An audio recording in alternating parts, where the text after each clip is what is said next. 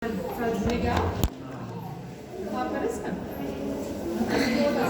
Vai aparecer mais um resumo pra fazer. De quem? Vicioso. Resumo de quem foi? De quem?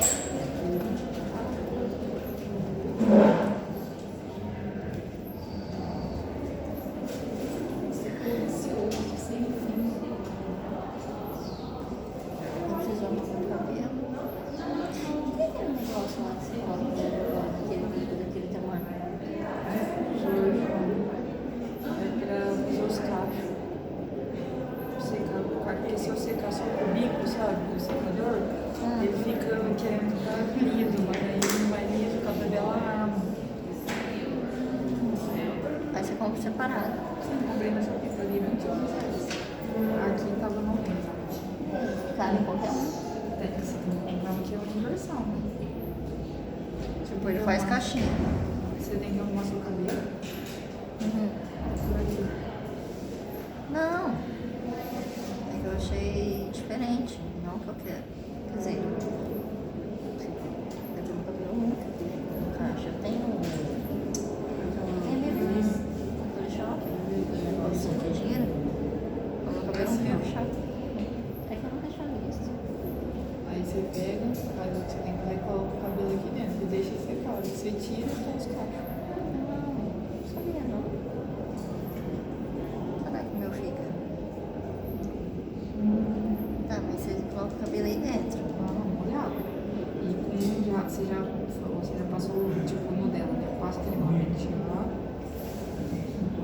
Eu passo aquele negócio Mas aí lá. você deixa o couro cabeludo da menina molhado? Uma olhada, e depois eu vou. Não, eu seco, ué. Com ele mesmo eu vou secando. Eu vou passando a mão e vai secando. Né? Com esse tempo deixar o couro cabeludo molhado. O cabelo dela sem secar.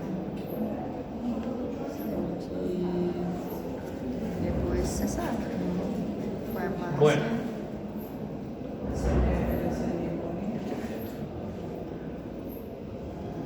O senhor pode apagar a luz? Sim.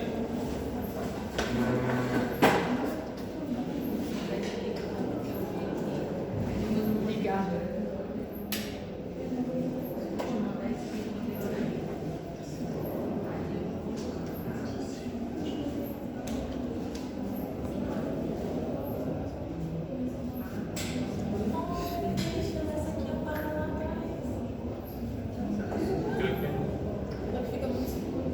Creo que ya se ve bien, porque después va a ser el fondo blanco se ve bien.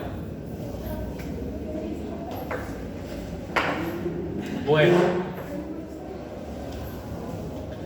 la clase de hoy, clase cortita, rapidita, creo que siempre empiezo diciendo eso y después me quedo hasta final de la hora hablando, pero la clase de hoy realmente es fácil, es cortita. Vamos a hablar de la neumonía. Cuando hablamos de neumonía, primeramente teniendo en cuenta la epidemiología, vamos a ver que son enfermedades respiratorias, constituyen la tercera causa de muerte a nivel mundial, le supera solamente las enfermedades cardiovasculares y las neoplasias, y es la número 1 a nivel de muertes por enfermedades infecciosas y justamente la primera causa de muerte en pacientes en edades avanzadas. Entonces, pacientes con más de 80 años generalmente están muy relacionados a esta enfermedad. 80% de los pacientes que tienen una neumonía adquirida en la comunidad tranquilamente pueden ser tratados, pueden seguir hacer un seguimiento, seguir un tratamiento a nivel ambulatorio, o sea que en sus propias casas. No es necesario que ingresen o sean internados, sino que si es que acuden al servicio de urgencias o a un consultorio y se le indica el tratamiento, se le indica cómo tomar el medicamento, puede hacer en su casa sin ningún problema y luego volver solamente para el control. Y de esos 20% restantes que van a ser admitidos o van a ser internados en un hospital, son ya porque la enfermedad obtuvo una gravedad mayor. Y esta población generalmente está relacionada con justamente inmunosupresión o edades muy avanzadas que también se relacionan con la inmunosupresión. Esses 20%, doutor? Os 20% que são internados. Justamente los inmunocomprometidos van a tener esa característica de que la enfermedad es más grave por el hecho de que nuestro sistema inmunitario tiene un factor preponderante en la fisiopatología de esta enfermedad.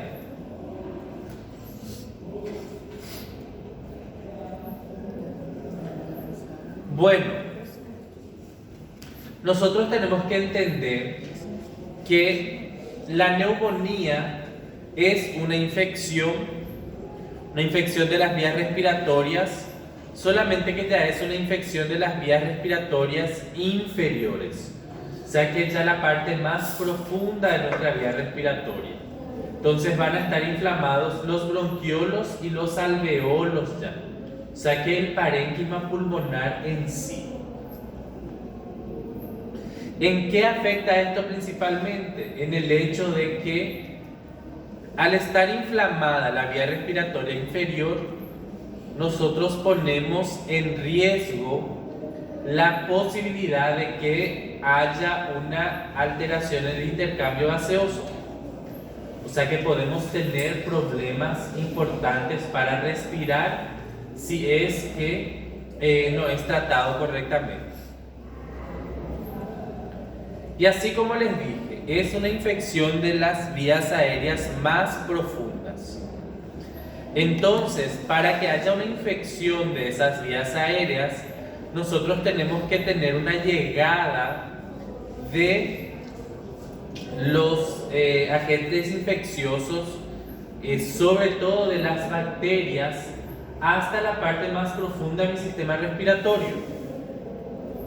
Y normalmente nosotros tenemos varios factores de protección que evitan que la bacteria llegue hasta el fondo de mi pulmón.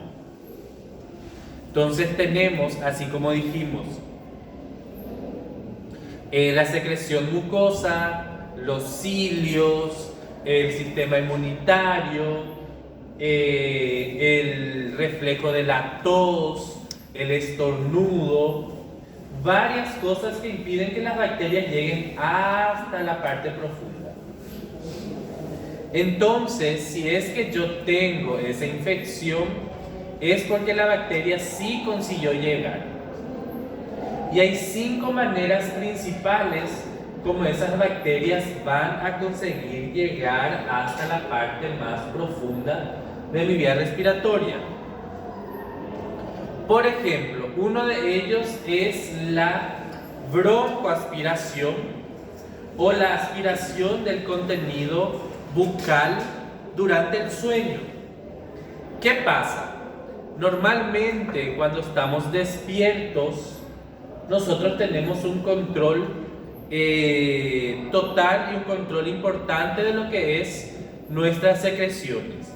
Entonces podemos tragar la mucosidad, podemos tragar nuestra saliva, podemos tener ese control de estas secreciones de las vías respiratorias. Pero cuando estamos durmiendo no.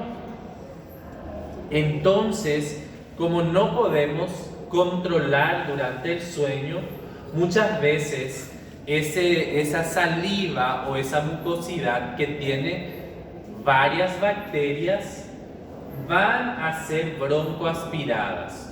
O sea que van a pasar a la vía respiratoria en una cantidad importante, lo que hace justamente que tengamos estas secreciones y ellas lleguen hasta el fondo del pulmón, hasta las vías respiratorias inferiores, hasta los alvéolos. En segundo lugar, tenemos la forma más frecuente de todas, que es la vía aerosol.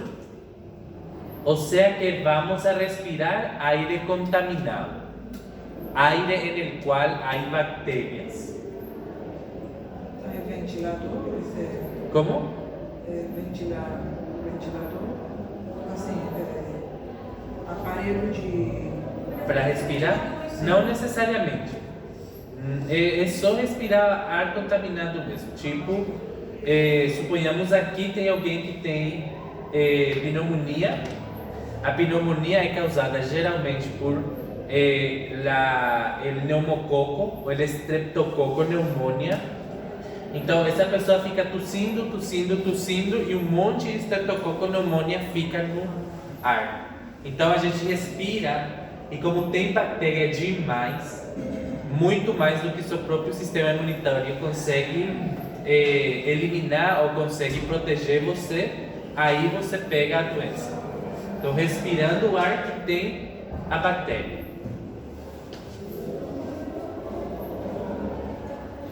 Você vai ver que tem o respirador também, o ventilador, mas aí gera outra patologia bem mais, geralmente mais grave, que é a infecção intra-hospitalar.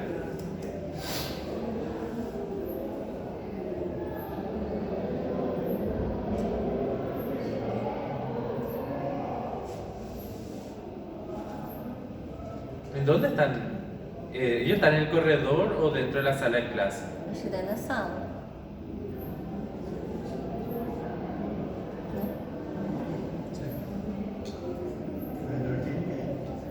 ¿Cómo? É porque estão falando muito alto.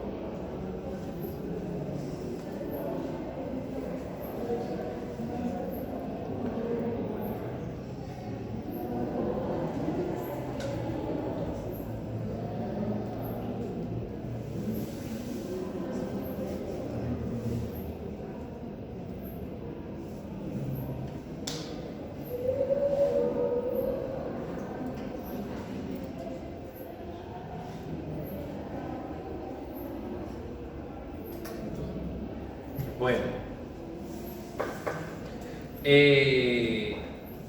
entonces tenemos la broncoaspiración, tenemos la vía aerosol, también tenemos la vía hematógena. ¿Qué pasa en la vía hematógena?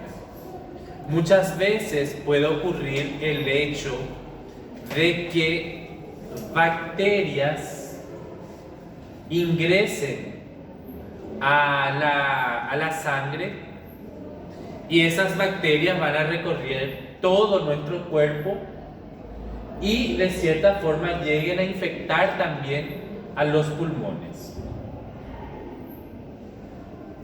Entonces, por la vía hematógena sería eso. Por contigüidad. ¿Qué significa por contigüidad? Significa órganos vecinos. Contigüidad sería órgãos vizinhos. Por exemplo, a gente pode tomar faringoamigdalitis. Essa faringoamigdalitis afeta la faringe, afecta los bronquios, afecta los bronquiolos y luego llega a los alvéolos. Entonces va afectando un órgano que está conectado con el otro.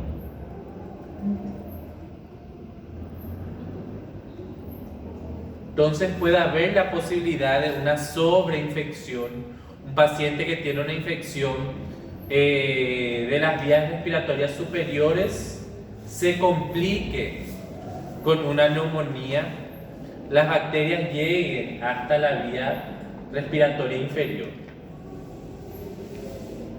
Y también tenemos la inoculación directa, que es la menos frecuente de todas, que es cuando la bacteria llega directamente a la vía respiratoria inferior.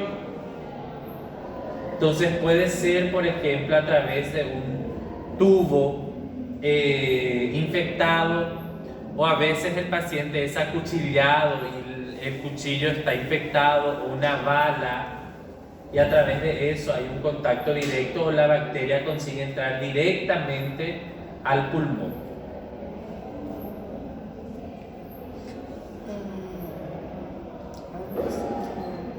Puede ser un tubo de drenaje pleural, por ejemplo, que no hay una buena higienización y eso está infectado con alguna bacteria, etc.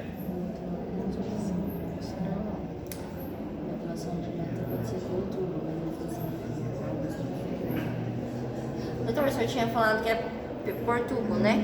O infecção direta. Mas aí o senhor falou Pois. alguma coisa sobre órgão inferior? Ou não? Como assim?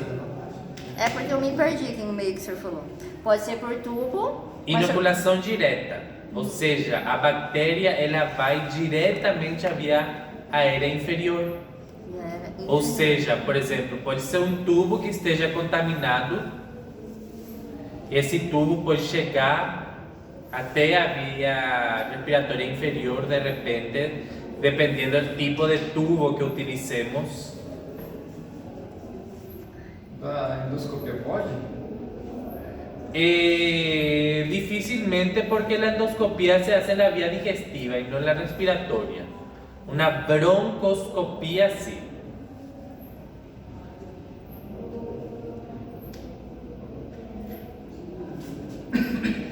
O por ejemplo, un acuchillamiento, bala ou tubo de drenaje pleural, que seria mais ou menos você introduzir alguma coisa que esteja infectada diretamente dentro do pulmão.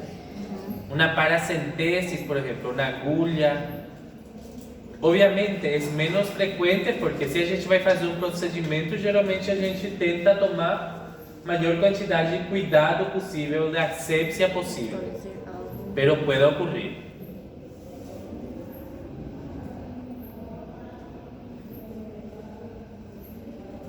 Pero la más frecuente de todos disparado es la vía aerosol.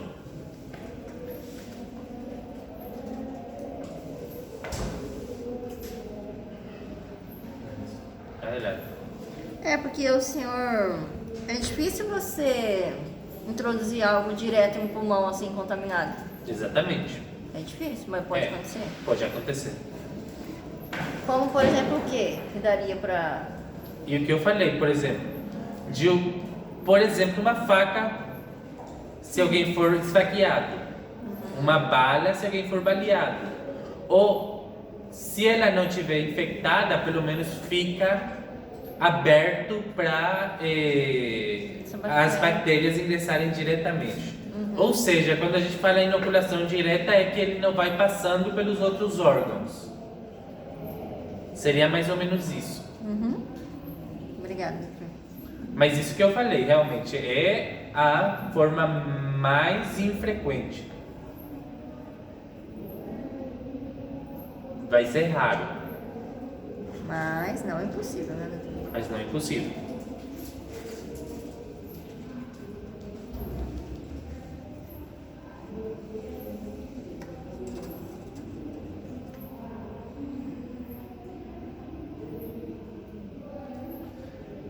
La patogenia o la fisiopatología. Así como les dije, va a haber dos formas que puede introducirse la bacteria: por aspiración o por colonización. Queriendo o no, ambas van a ser presencia de bacterias.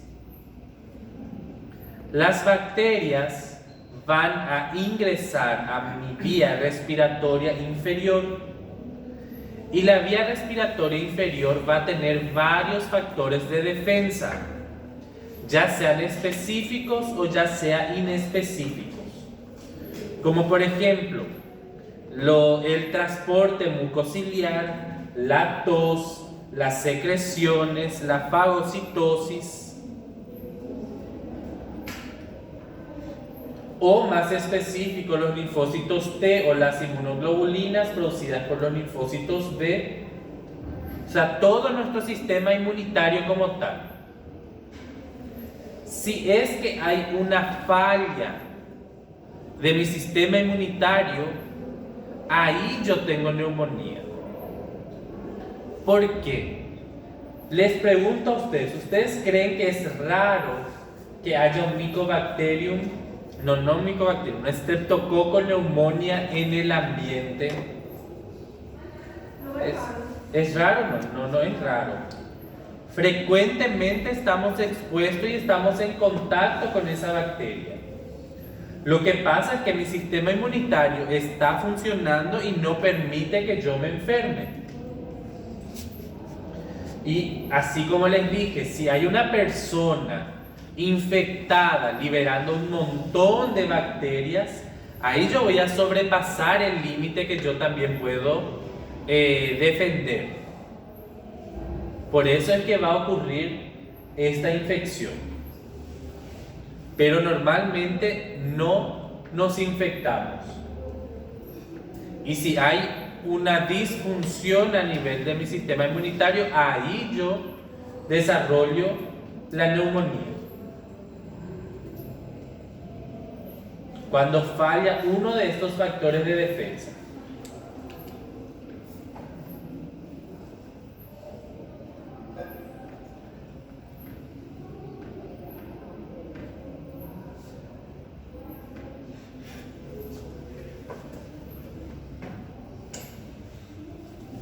¿Y cómo vamos a clasificar a la neumonía?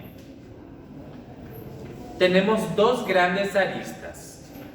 Una relacionada al ambiente extrahospitalario, o sea, fuera del hospital, en el cual vamos a tener la neumonía adquirida en la comunidad, también conocida como NAC.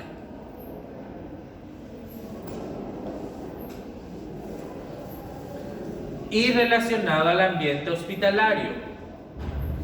En el ambiente hospitalario vamos a tener dos tipos específicos de neumonía. La neumonía intrahospitalaria y la relacionada a los respiradores. La relacionada a la ventilación mecánica.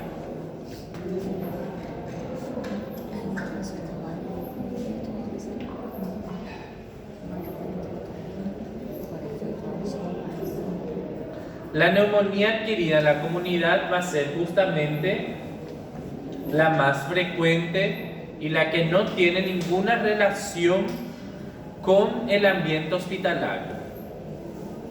¿Y por qué tenemos que hacer esta diferenciación? Porque la neumonía relacionada a la asistencia sanitaria o al hospital como tal es una neumonía que tiene bacterias mucho más resistentes. ¿Y por qué las bacterias dentro del hospital son más resistentes? Porque están en constante contacto con los antibióticos. Entonces, al estar constantemente relacionados con los antibióticos, van a generar esa resistencia, van a saber cómo actuar para que el antibiótico no les haga daño, porque ellos ya viven en contacto con el antibiótico. Entonces, a vivir en contacto con el antibiótico, van a generar resistencia con él.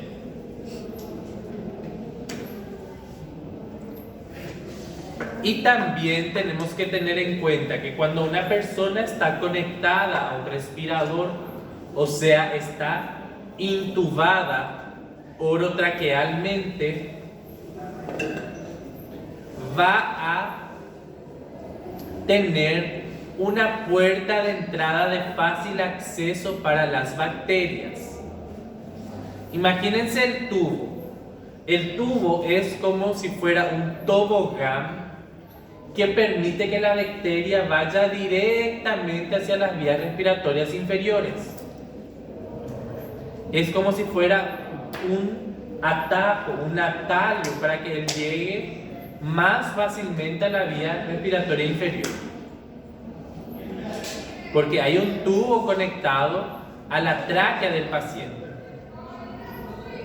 Y aparte de eso, el paciente que está conectado, está intubado, está dentro del hospital. Entonces esas bacterias otra vez son mucho más resistentes. Y al ser más resistentes no van a tener la posibilidad o la facilidad de ser destruidos con cualquier antibiótico. Entonces el tratamiento suele ser más intenso, más largo y con antibióticos más complejos.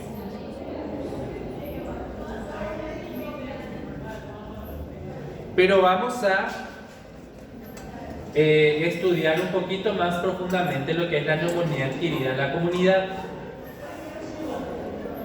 Primeramente, que es la infección de las vías respiratorias inferiores o del parénquima pulmonar,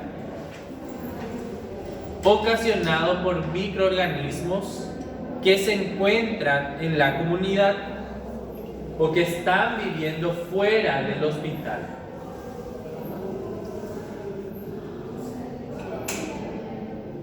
Entonces, estos van a generar una infección que se genera o se produce fuera del hospital, así como dije. Entonces, con eso suele ser mucho más fácil el tratamiento e incluso se suele hacer un tratamiento ambulatorio, un tratamiento en la casa del paciente. ¿Cómo vamos a diagnosticar? Primero y principal, el diagnóstico de la neumonía suele ser clínico. ¿Qué quiere decir esto? Que suele ser relacionado a los signos y síntomas que el médico puede reconocer fácilmente. No es difícil reconocer la signo-sintomatología de la neumonía. Tos, expectoración, malestar general, fiebre, todo eso relacionada con la signo-sintomatología. Y expectoración. La expectoración suele ser blanquecina, bacteriana. Entonces no es difícil, solamente atendiendo al paciente, viendo sus signos y síntomas, diagnosticar la neumonía. Pero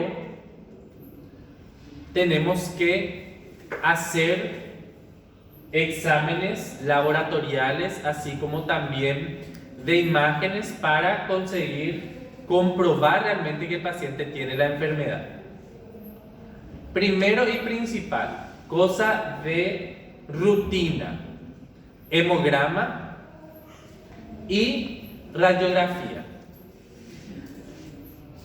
Entonces, una radiografía de tórax, generalmente póstero, anterior y lateral, y también hemograma completo.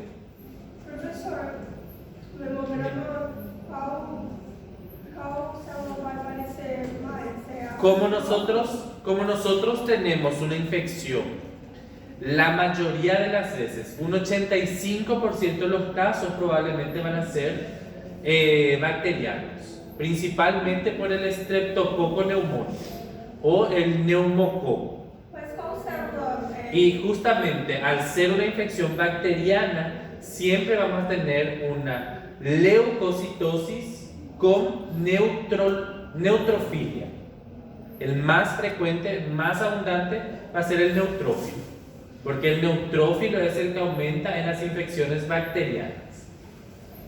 Entonces, leucocitosis, porque los leucocitos son los glóbulos blancos. Leucocitosis con neutrofilia. Entonces, esa es la terminología médica que tenemos que utilizar. Pero en síntesis, el que va a estar más aumentado, neutrófilos. En el caso de que tengamos una neumonía viral, ahí vamos a tener linfocitosis. Pero es menos frecuente porque el virus generalmente no tiene la fuerza suficiente como para infectar las vías respiratorias inferiores. Porque sabemos que las vías respiratorias superiores sí, la mayoría es viral. Pero neumonía como tal ya suele ser bacteria. Por eso aumenta leucocitos, aumenta neutrófilo. Os basófilos aumentados geralmente é o quê? Basófilo, no hay una relación directa con un aumento específico. Los basófilos, ellos son coadyuvantes de los otros. Los que a vos te tienen que llamar la atención o sí es neutrófilo, linfócito y eosinófilo. Eosinófilo geralmente é alergia? Alergia. Eosinófilos, alergias o parásitos. Como fungos? Virus es linfócito y bacteria es neutrófilo. Basófilo es lo que va a hacer es producir, se me fue el nombre, que se produce también en la alergia. Histamina, sí. Ellos van a producir histamina, ellos solamente van a ayudar con la inmunidad, pero no van a aumentar. Es muy difícil tener aumento ni de los monócitos ni de los basófilos. Va a ser súper raro que esos aumenten. Então, basicamente, neutrófilo, bactéria e linfócito é Vírus viral. y eosinófilo en alergia. Tá bom, obrigada. Eso principalmente.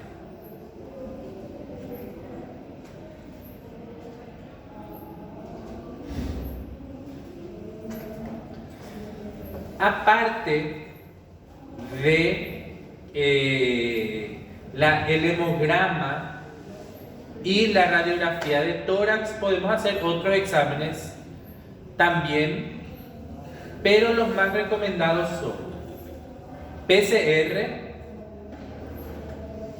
que el PCR positivo va a indicar que hay un proceso inflamatorio, así como la eritrosedimentación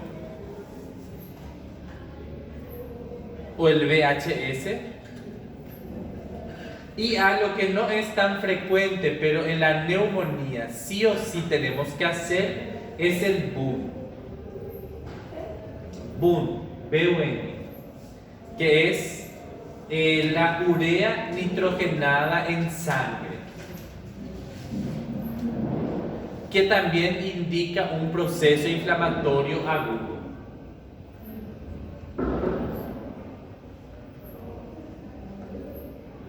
¿Por qué tenemos que pedir el BUN? Porque vamos a utilizar el otro mecanismo para diagnosticar y seguir la neumonía. Enseguida les voy a mostrar.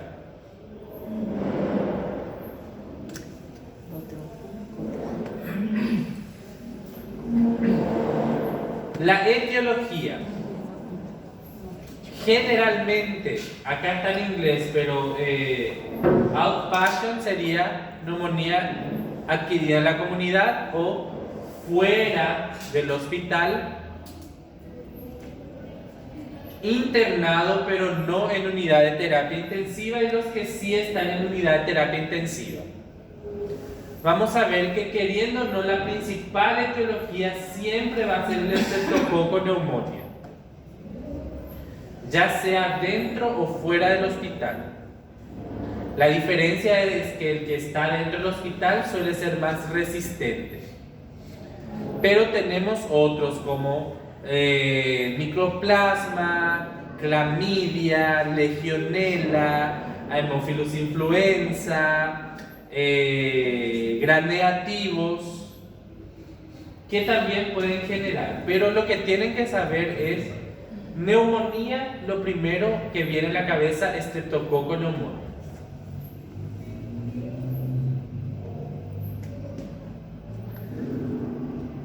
Diagnóstico etiológico. no les recomiendo que hagan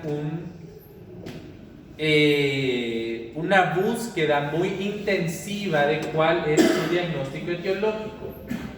¿Por qué? Porque la mayoría de las veces va a ser el mismo agente etiológico. Así como les dije, la mayoría de las veces va a ser el estreptococo neumonía.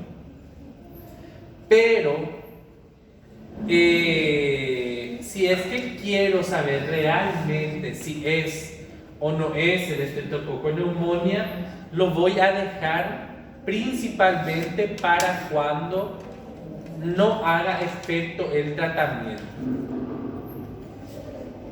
Y ahí, si de repente yo tengo un tratamiento y el tratamiento no hace efecto, ahí voy a buscar cuál es la bacteria o cuál es el virus. Pero normalmente no voy a hacer, ¿por qué?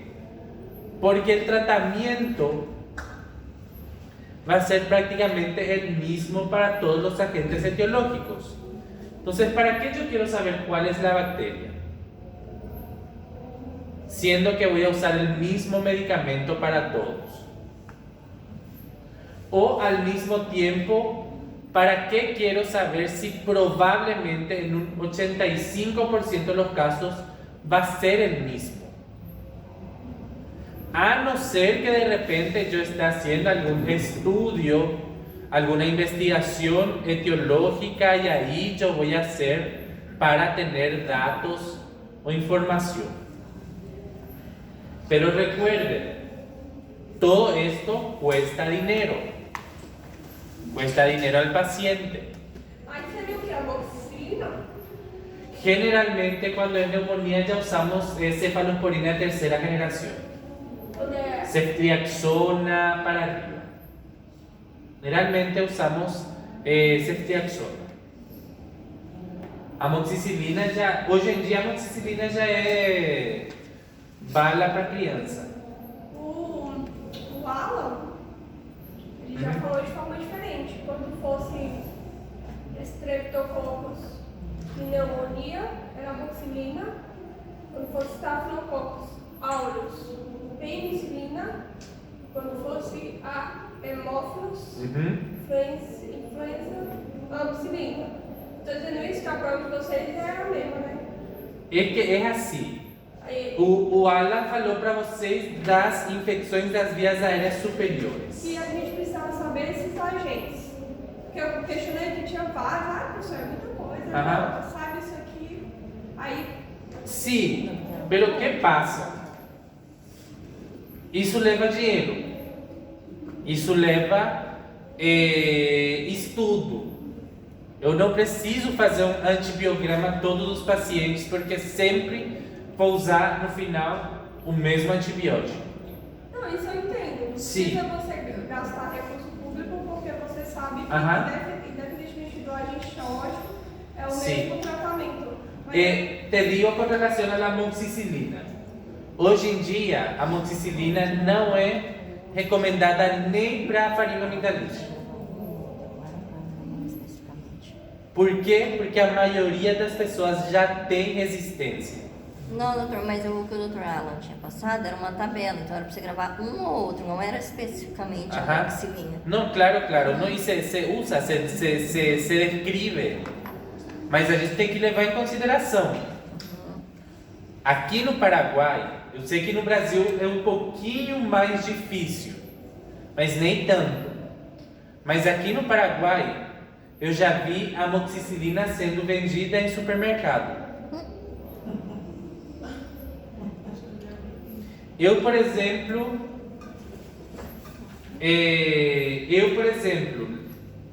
liguei minha tia me ligou para falar assim, que medicamento eu tenho que dar para minha filha, porque ela está com gripe e a gripe não passa. E eu falei, e ela está tomando o quê? Ela está tomando antigripal. Qual antigripal? Amoxicilina. E a amoxicilina é um antibiótico. Gripe é vírus. Então, as pessoas estão tomando antibióticos sem necessidade.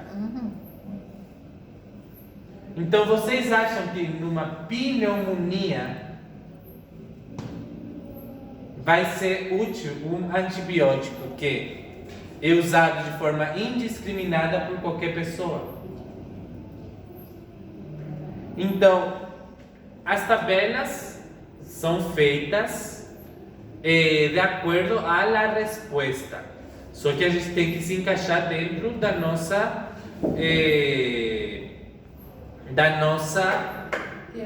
realidade e nosso entorno. Hoje em dia eu não indico amoxicilina nem para faringoamigdalite. Minimamente eu vou passar amoxicilina clavulámico ou com sulbactam. Outro medicamento que está indo ao mesmo caminho que a amoxicilina é a acitromicina. Que como a acitromicina tem que ser usada uma vez ao dia só, cada 24 horas, todo mundo quer usar só acitromicina. Já está criando resistência também. Então, eu entendo. Só que eu falo assim uma coisa. A falta de experiência às vezes faz a gente ficar muito enquadrado numa tabela ou no Brasil, por exemplo, tem um monte de protocolo. Só que a gente tem que criar o nosso próprio protocolo. Eu, por exemplo, falando do infarto. No Brasil, o protocolo fala assim: não dar tratamento para o infarto agudo do miocárdio antes de ter o resultado do eletrocardiograma e das enzimas cardíacas, troponina I, troponina T e CKMB. Ok? Quem fez esse protocolo? O médico que trabalha no Sírio-Libanês, que ele está no segundo andar, eles ligam para ele: doutor, vem um paciente com suspeita de infarto. Ele desce o elevador, chega e a enfermeira já passa para ele o resultado das enzimas cardíacas e o eletrocardiograma. Aí é fácil tratar. Mas lá no Amazonas, onde não tem eletrocardiograma, E não tem nem o exame das enzimas. enzimas cardíacas demora uma semana para chegar o resultado. Quem faz lá? Você vai deixar de tratar esse paciente? Então é isso. Vocês vão criar o seu protocolo. Por isso que na prova eu não vou pedir para vocês nenhum tratamento específico, nenhum antibiótico, nada. Aí vocês vão fazer e aprendendo sobre todo farmacologia. Não sei se vocês já estão dando farmacologia.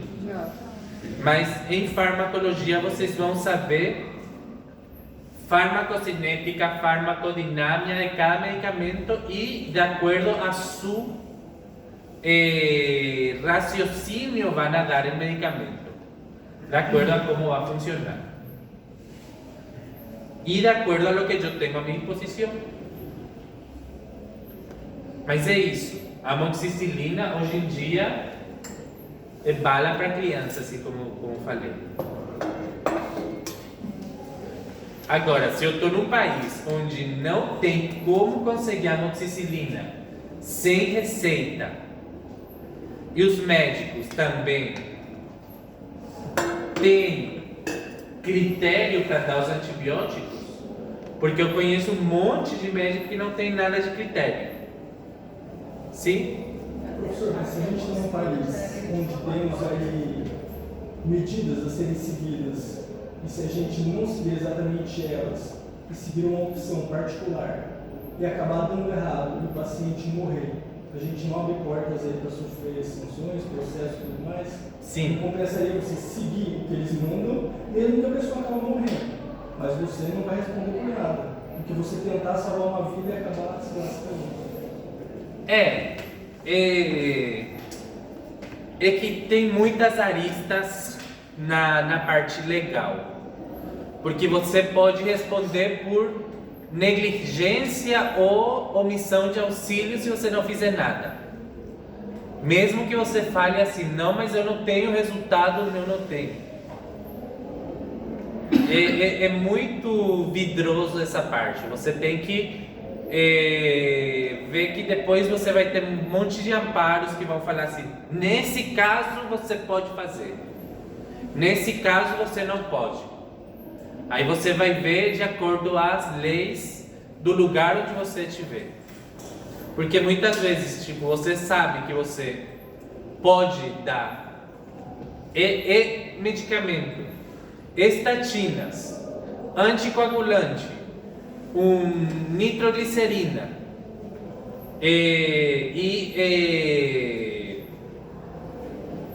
um broncodilatador, vasodilatador, e o paciente não vai morrer.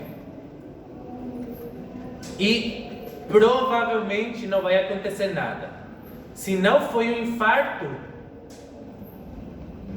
mas se foi, você salvou a vida dele. Então, às vezes às vezes você sabe que você pode salvar a vida, só que tem os protocolos, digamos. Mas você vai ver que, de repente, todos os protocolos têm uma janela que especifica de acordo à situação, de acordo à localização onde você estiver, ou a tuas possibilidades. Porque assim como eu falei, é para dar 5 comprimidos e você vai salvar a vida do paciente. Você não vai dar esses 5 comprimidos porque não está dentro do protocolo. E provavelmente, se não for um infarto, esses 5 comprimidos não vão fazer nada para o paciente. Então aí é bem complicado. Às vezes tem algumas situações que o paciente ele já vem com uma bomba, né? Ele já tomou, ele já automedicou, né? Aí a bomba estoura na tua mão, quando tu vai fazer aquele errozinho, diz assim, não, ele está apresentando isso, né? Vamos dizer, né? Sim. Aí ele está apresentando tá apresentando um infarto. Aí os nossos colegas dizem assim, não, então tem que fazer, como você falou agora, nós mesmos situação. Aí vai que a bomba que ele já vem de casa, estoura. se medicou, que eu digo isso porque já, Não, né? entendo. Tá, e a bomba, pá, estourou, foi o teu remédio. Né? Que diz assim, a pessoa bebe e passa Claro. por caminho, se ela for comer um negócio, Uma azeitona. foi azeitona. Exatamente. Não, e passa, Sério? acontece. Acontece. E muitas vezes acontece com os familiares do paciente, que também às vezes nem é você sair do protocolo. Às vezes você não consegue fazer absolutamente nada. Por exemplo, eu já tive pacientes que chegaram para o hospital 350, 400 de glicemia, pressão 250, 120, morreu, e a culpa é do médico que não fez milagre. E eu, quando era interno, a gente quase foi espancado por um paciente, porque foi culpa nossa, e o paciente chegou exatamente desse jeito. A gente não tinha mais nada que fazer, nem... Tanto que eu tive que ficar quase 24 horas trancado dentro de uma sala. É igual uma tia minha, ela foi pro médico, né? E aí ela tava com problema no estômago, né? E aí chegou, né? Aquela coisa, né? Quando tu chega, né? Assim, na família, né? A pessoa quer ver o exame, quer ver isso. Meu Deus, não tá nem não. E aí, ela disse bem assim, eu acho que ela tá com câncer. Chegaram assim, né? Eu falei, mas como é que tá? Aí já fizeram o exame, não, ela fez uma endoscopia, não sei o que, tá? Só que eu não estava acreditando que eu estava vendo, assim, né? Ela não passava por nada, né? Aí eu disse,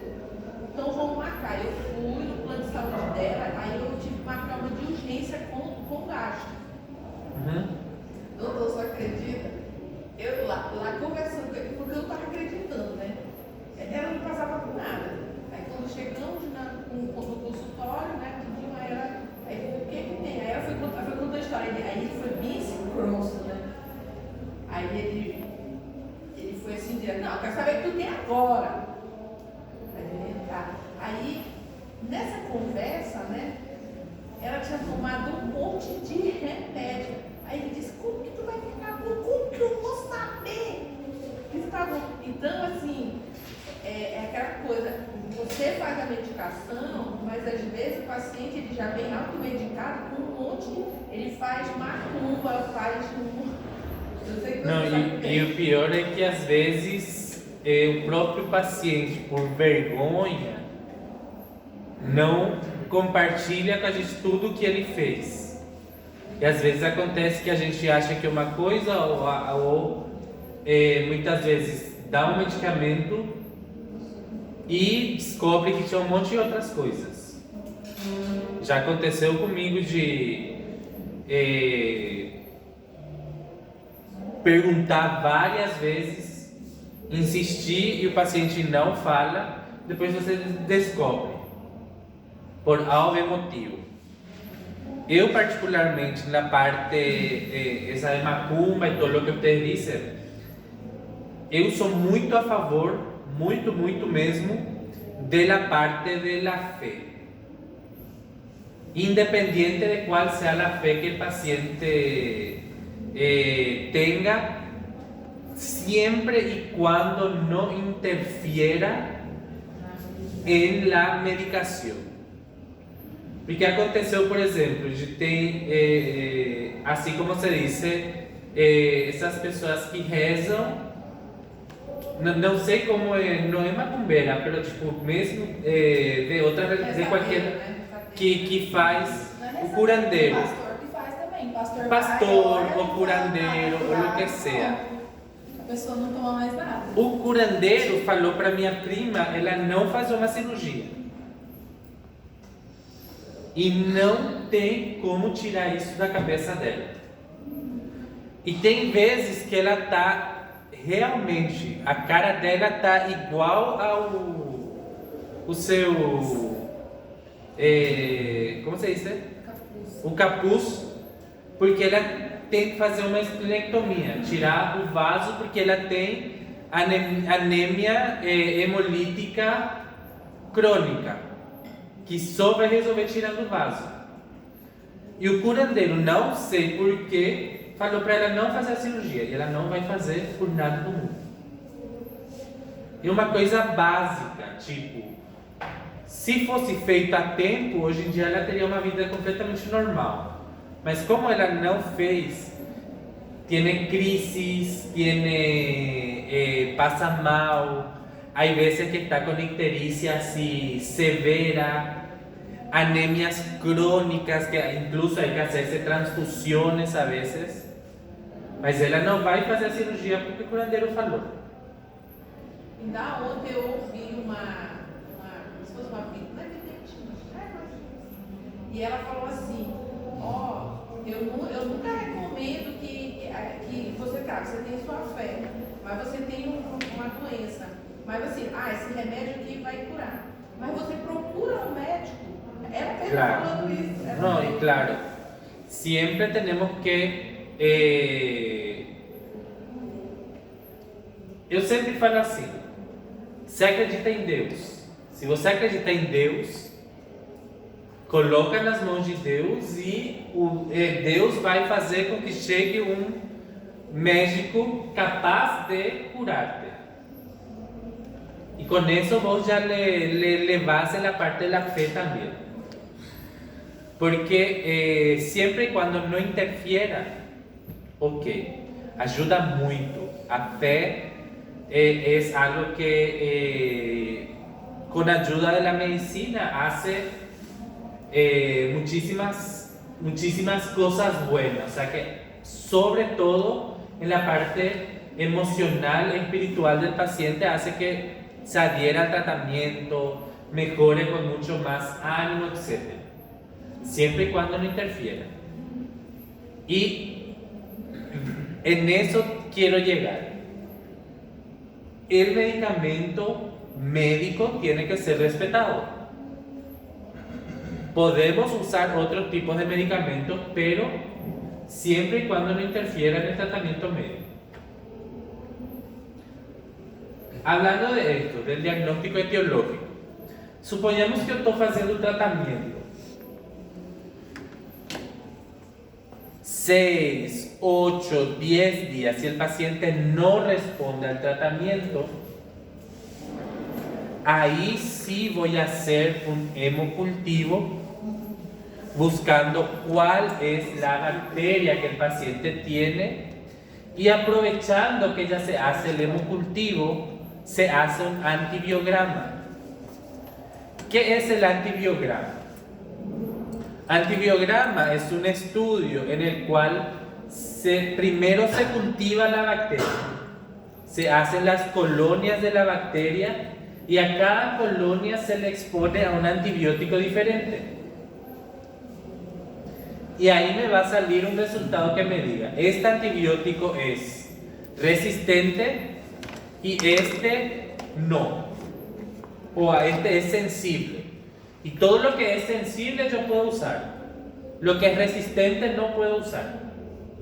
Y ahí yo voy a mirar y voy a decir así, entre todos los sensibles voy a elegir el que tenga menos efectos adversos, el que yo tenga disponible o que sea más barato para el paciente.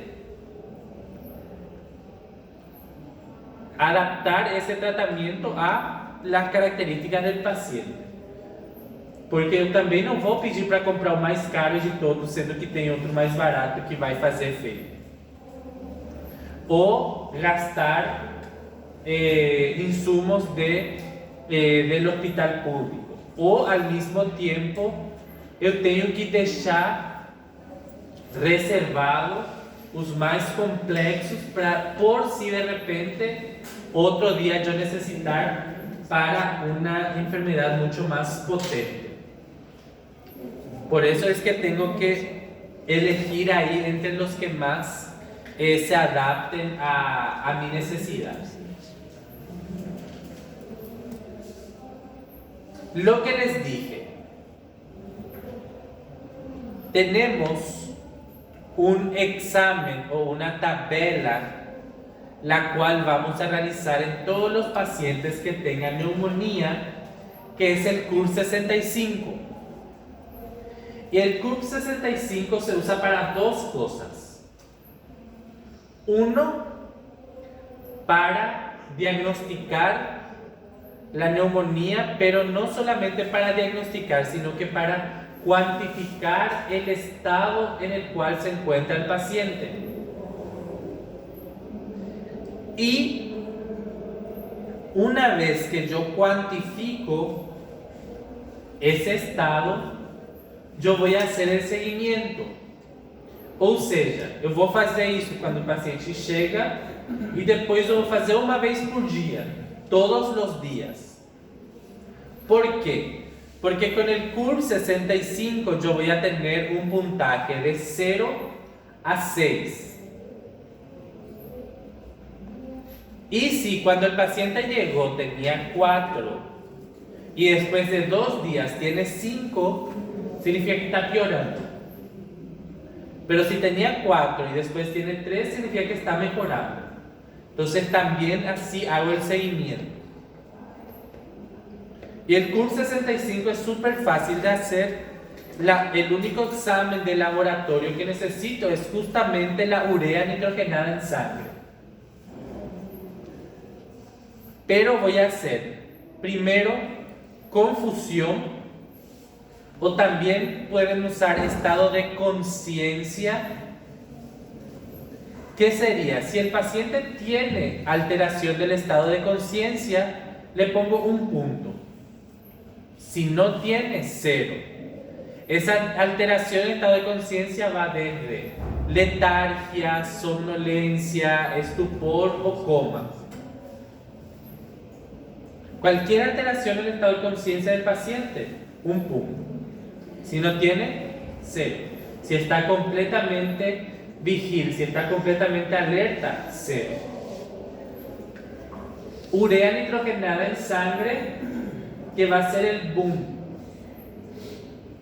Esto se hace en un análisis de laboratorio. Si tiene más de 20 miligramos por decilitros, le vamos a poner un punto. Si tiene menos, 0.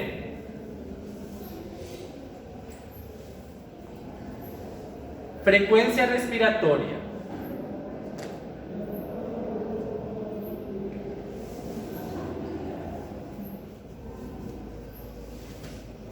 Si tiene taquipnea, o sea, más de 30 respiraciones por minuto, un punto. Si tiene menos de 30, 0 puntos. Si tiene hipotensión, otro un punto. La presión arterial sistólica de 90 y la presión arterial diastólica de 60, le pongo un punto. Si tiene más que eso, 0. Y un punto si el paciente tiene más de 65 años. Entonces, ¿por qué es V? V por blood pressure, que es presión arterial en inglés.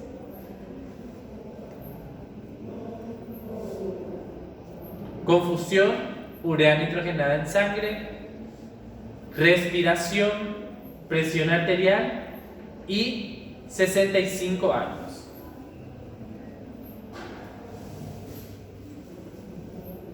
Entonces, ¿qué yo voy a hacer? Voy a usar el algoritmo de manejo.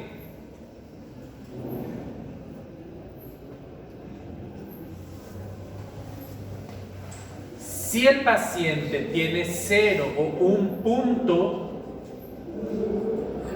le voy a indicar tratamiento ambulatorio, que se vaya a su casa a tomar el antibiótico y los otros cuidados.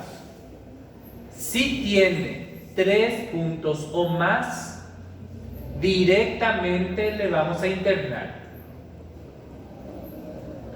Pero si tiene 2 puntos, yo voy a utilizar mi criterio médico. ¿Qué quiere decir? Voy a analizar todas las características del paciente y de su entorno. Si va a estar en su casa, bien cuidado, tomando el antibiótico, tiene auto, no vive muy lejos y ante cualquier cosa va a venir rápido, le mando a su casa. Ahora, si va a ser difícil que venga, si voy a estar en duda si toma o no toma su medicamento, o de repente puede estar solo, no va a estar bien cuidado, no hay alguien preparado para ver los signos de alerta, le interno. Entonces, porque a veces puede ser que el paciente esté súper bien, o sea, no esté súper bien, tenga neumonía, pero solamente lo alterado es su edad, más de 65 años. Pero el resto está todo normal, le puedo mandar a su casa. O de repente tiene menos de 65 años, pero lo único que está alterado es su presión. Puedo mandar a su casa. Siempre y cuando le indique cuáles son los criterios de peligro, los criterios de alarma, los signos de alarma que tiene que tener en cuenta. Y si tiene 3 o más, sí o sí ya le interno. Que ahí ya hay alteraciones importantes que me indican que es mejor que él esté internado. En terapia intensiva va a entrar siempre y cuando tenga una neumonía grave. Siempre y cuando sus signos y síntomas sean mucho más graves de lo normal. Si es que tiene síntomas y signos, pero está estable, consigue mantenerse estable por sí solo, le dejamos en pieza común o en internación común, siempre y cuando no le mezclemos con todos los otros pacientes. Siempre estos pacientes tienen que estar aislados para no contaminar a los otros que no tienen enfermedades infecciosas. La resistencia antibiótica solamente como una forma de curiosidad para ustedes que hay neumococos que son resistentes a drogas o estreptococos pneumonias que muchas veces no van a responder al antibiótico. Entonces, en estos casos vamos a estimular a que tomen antibióticos mucho más potentes, o se le hace el antibiograma para ver cuál es el antibiótico al cual él va a tener sensibilidad. Y dos formas de prevención puede ser la vacuna antiinfluenza, ya que la Haemophilus influenza puede generar neumonía también. En este caso va a ser una neumonía viral. Y también tenemos la vacuna antineumocóxica, que es una vacuna que va a proteger a la persona de 23 cepas diferentes de Streptococcus pneumoniae. Entonces, nos va a impedir que el paciente tenga neumonía, pero generalmente hace que cuando éste se infecte, la infección sea menos grave. ¿Ok? Se eu não me engano, é. ¿Alguna duda? Doutora, essa vacina antineumocócica, ela tem pelo governo? Ela é a famosa antigripal. Ah, tá. No Brasil é a pneumocócica 23, ele dá para idoso, junto com a influenza. Generalmente hace parte, se suelen hacer campañas, y en las campañas se suele priorizar a las personas en riesgo. Entonces se le da a los niños, a los ancianos, a los trabajadores del área de salud, etc. Pero se le conoce mucho como la antigripal. Professor, então ela previne 23 cepas? Cepas. Porque é tipo neumococo, estreptococo pneumonia tipo 1, tipo 2, tipo 3, tipo 23, tipo 40. Entonces hay algunas que no y hay algunas que sí. Então vai sendo estudos onde a gente consegue pegar o ponto fraco de uma bactéria e fazer com que este se genere resistência. Entonces, o problema é que cada vez mais as bactérias vão mutando, vão gerando resistência, etc. E essas são outras cepas novas. Então, por isso que não protege de todas as pneumonias, mas pelo menos de 23 tipos diferentes ela consegue prevenir. Sobre todo, haciendo con que la persona genere una inmunidad adaptativa a esas bacterias, que el propio cuerpo genere sus anticuerpos. E qual a diferença dessas que geralmente é dada em criança? A 10, a 13, a 15? É tipo que a 10 é com 10 cepas.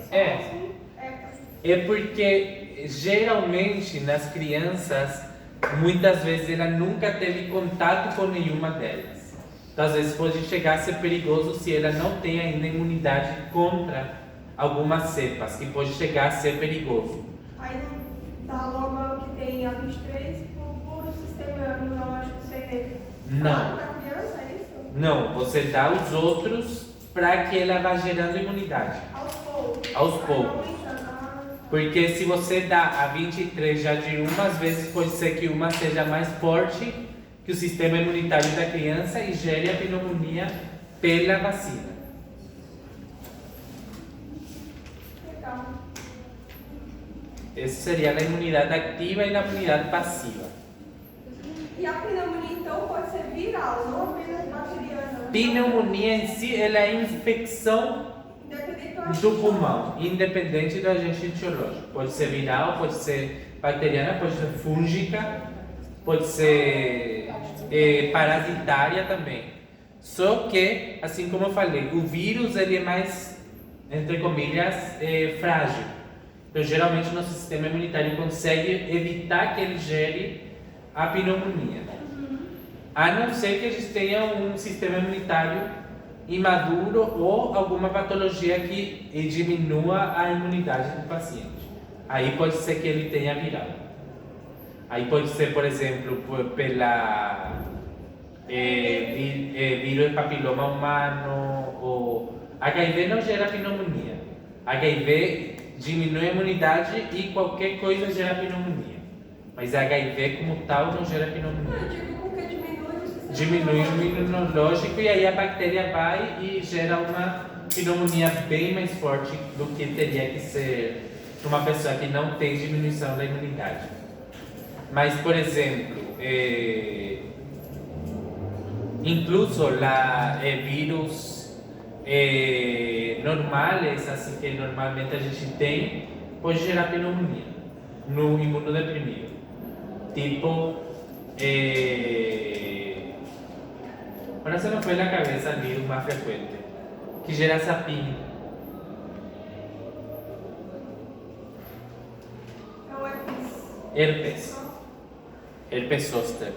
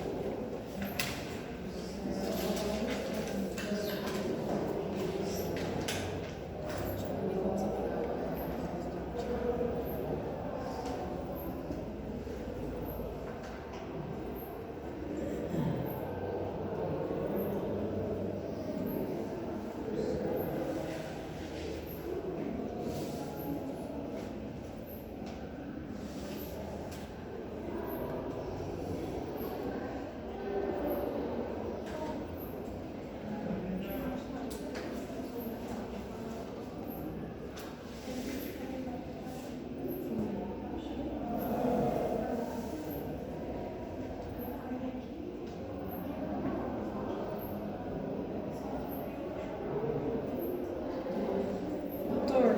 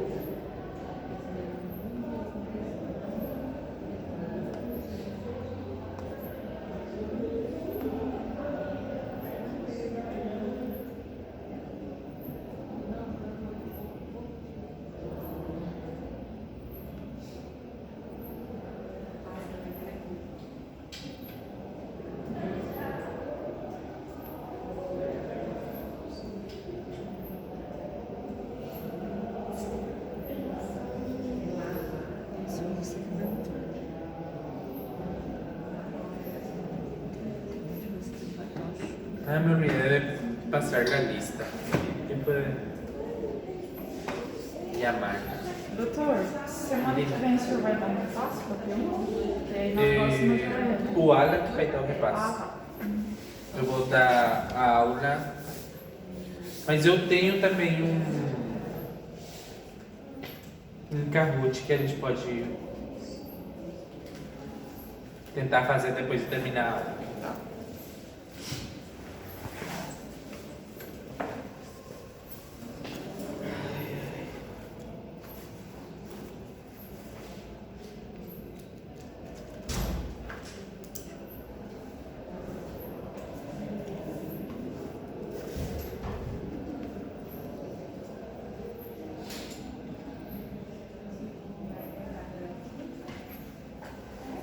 Aline, César, Evangelina, Não vem.